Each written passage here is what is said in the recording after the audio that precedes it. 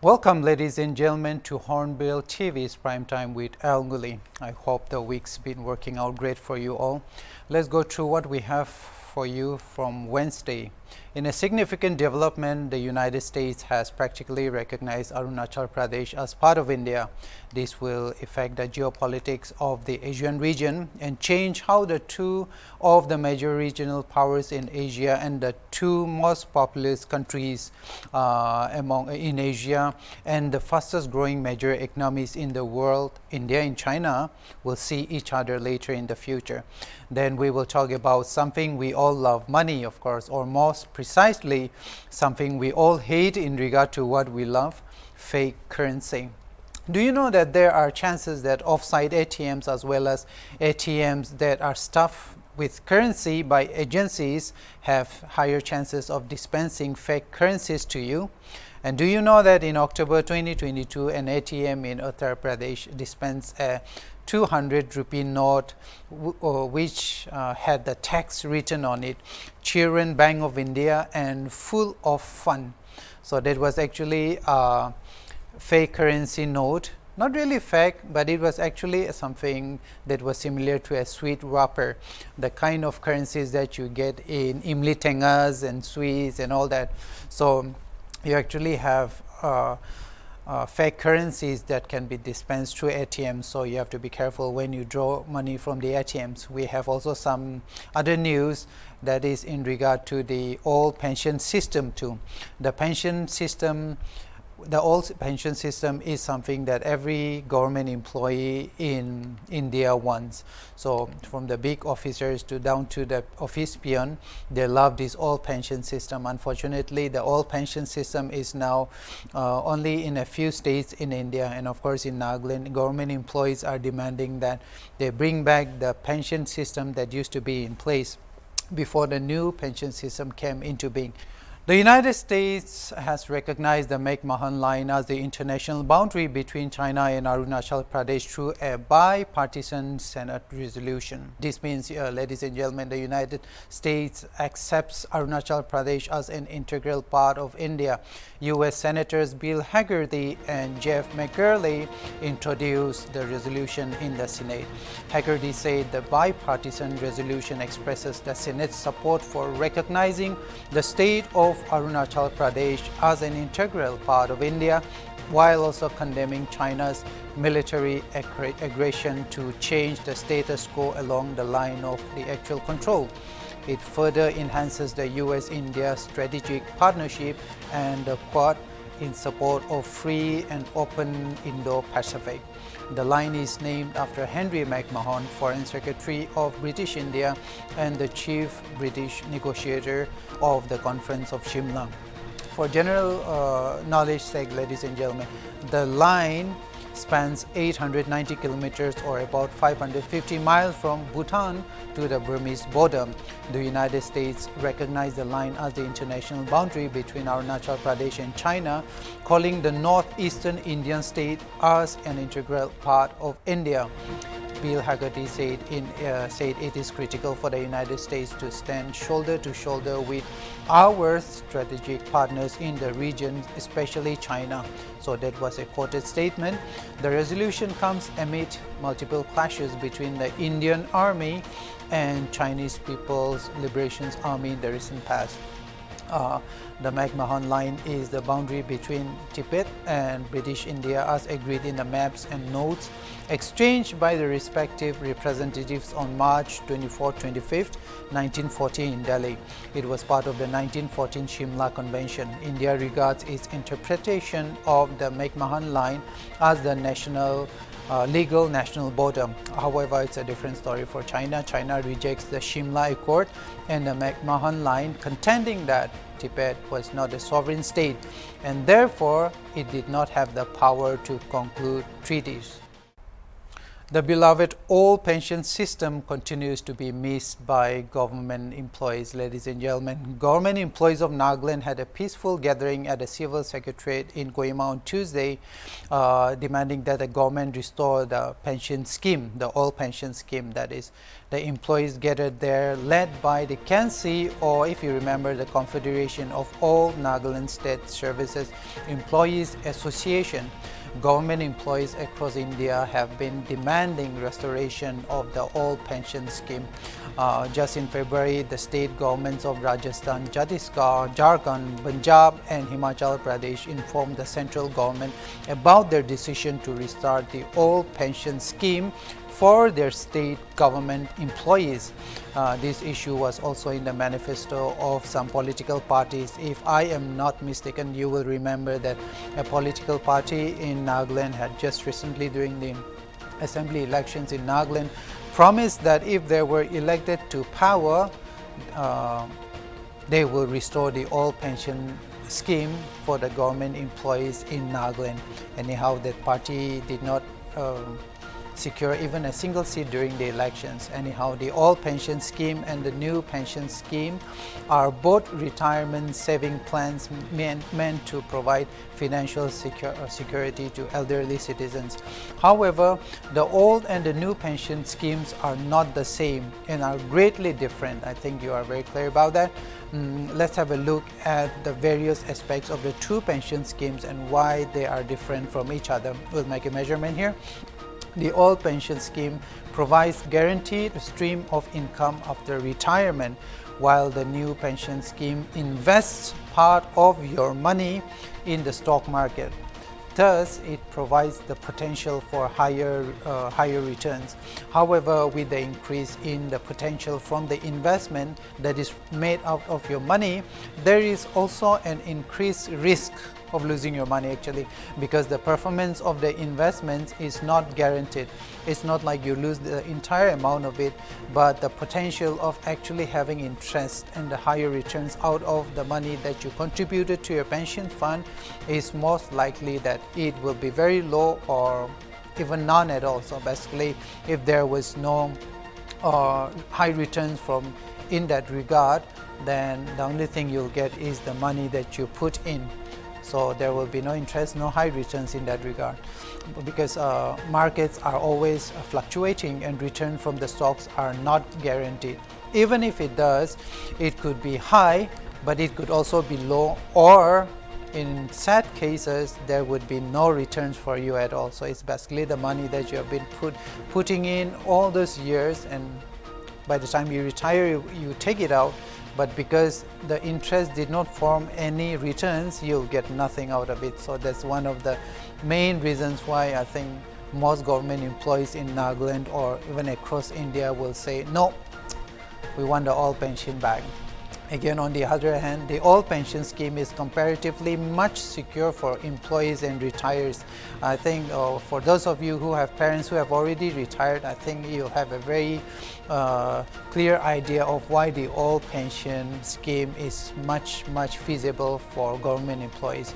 Because the old pension scheme, it practically means that there is no investment from your side. You just put in and you just accrue the interest, something in that nature. The old pension was introduced in the 1950s. So under the scheme, government employees were entitled to receive approximately 50% of their last drawn basic salary plus a dearness allowance upon retirement. Or it could be an average of their wages over the previous 10 months of employment, whichever is more favorable to them. Again, the old pension scheme did not require any contribution from the employee, and it provided a guaranteed income after retirement. Let's check out another aspect of the new pension scheme. The new pension scheme was introduced in December 2003. That was just recently, and came into effect on April 1st, 2004.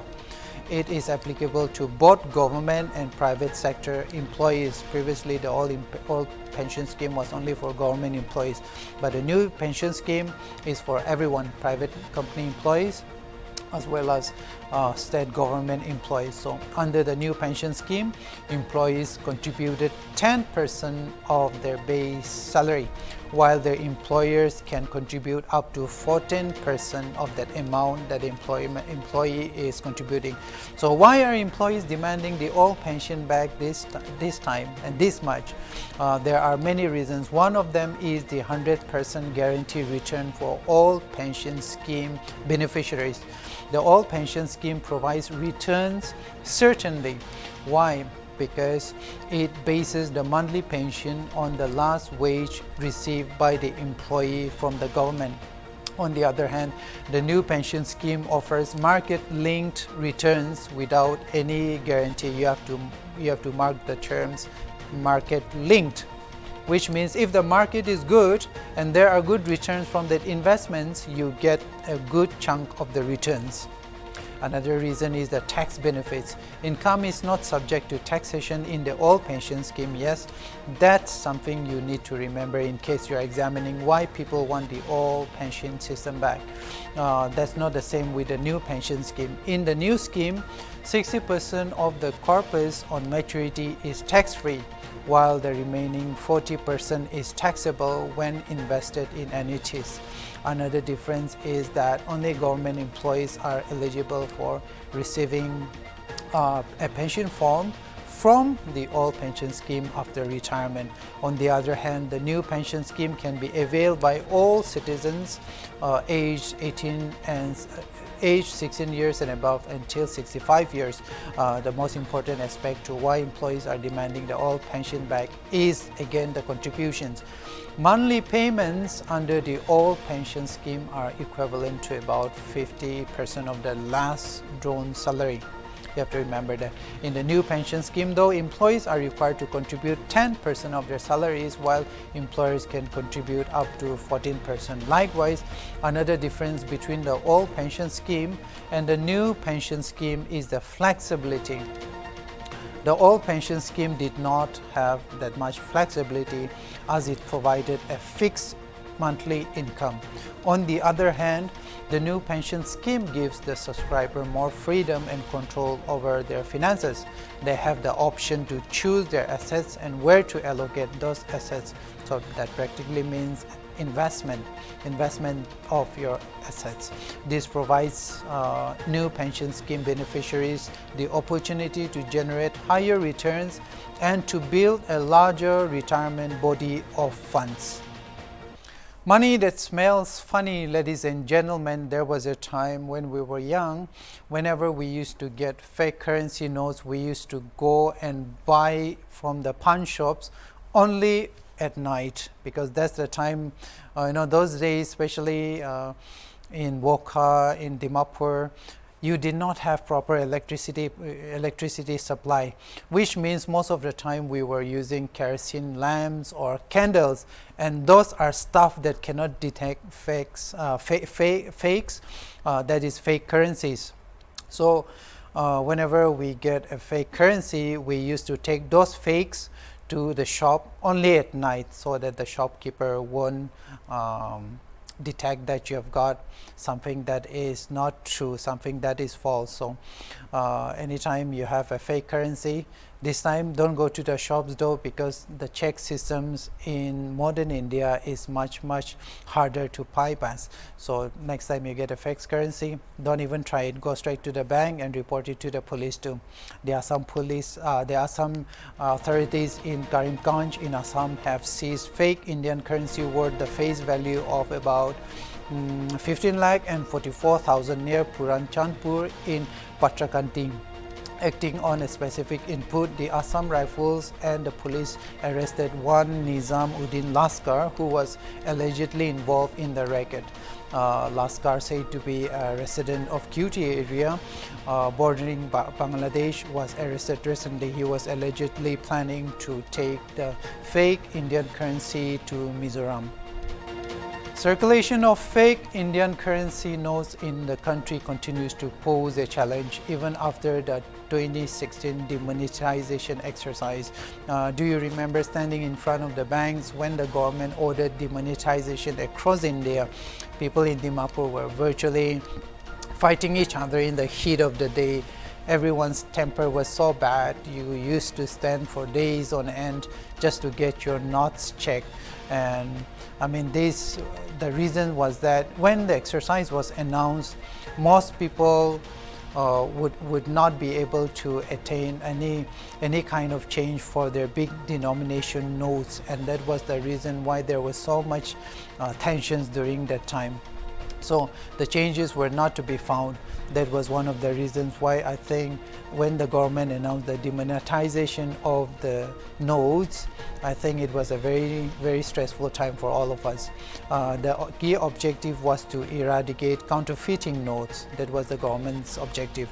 According to a report of the National Crime Bureau, fake currency notes, the fakes, with the face value of about 245.33 crore rupees has been seized by the law enforcement agencies across the country since 2016.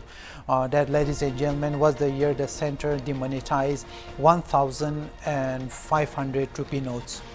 In November 2016, Prime Minister Narendra Modi had announced that the 500 and 1,000 rupee notes would cease to be legal tender in India from that midnight. The centre had declared that the decision was taken to fight corruption, black money and terrorism. According to the RBI's annual report published in 2022, the number of fake currency notes of 500 denomination detected by the banking system doubled to about 7,669 pieces during 2021 and 2022 fiscal over the previous year. The number of counterfeit notes, the fakes, of 2,000 denomination detected in the system was about 13,604 pieces during 2021 and 2022. This is an increase of about 54.6% from the preceding financial year.